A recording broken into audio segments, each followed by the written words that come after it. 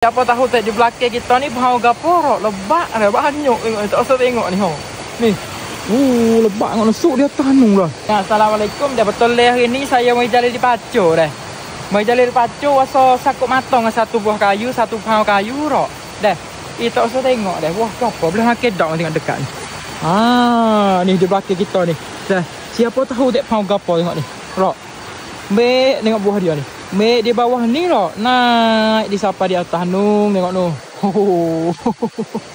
Lebak. Masya-Allah tengok ni. Nak sampai dengan apa? Daher-daher dia tu hok. Daher-daher dia naik sampai atas nung, lepas tu di atas nung nak lagi kalau boleh ada tapi ya semut sikit tu. Apa tak? Tengok nu. Masya-Allah. Penuh dah ni. Penuh dah. Di sana nu pacu rok. Ya jalan pacu lah dah. Dia tumbuh tepin ni. Tumbuh tepin ni. Maknanya dia suka air kali lah. Dia cok air ni. Wah dia lah guning main tengok dekat. Ni. Dah. Dan supaya buah jabik-jabik gitu rok. Panjang-panjang. Leh-leh gitu. Ni.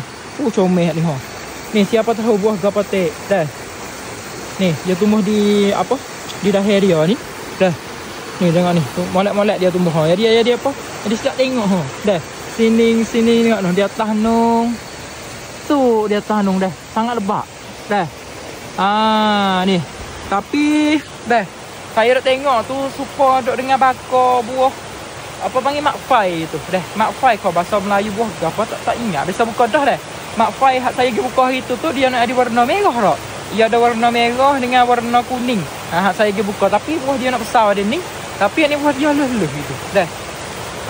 Rasa-rasa duk le bakar tu lah dah. Sebab tengok pau dia ni. Kalau kita tengok makfai saya buka hari tu dia tumbuh macam ni juga ni. Dia tumbuh kok daher-daher dia ni. Dah ni tumbuh macam ni lah. Tapi buah dia nak besar lagi dah. Tapi ni kan dia tengok isi dia dalam lagu mana. Dah.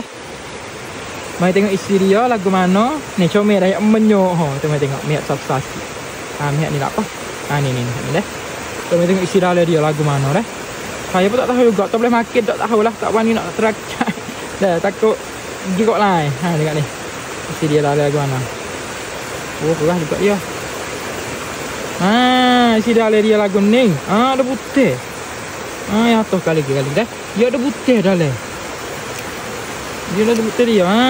Ni lagu ni isi dia ni. Ni.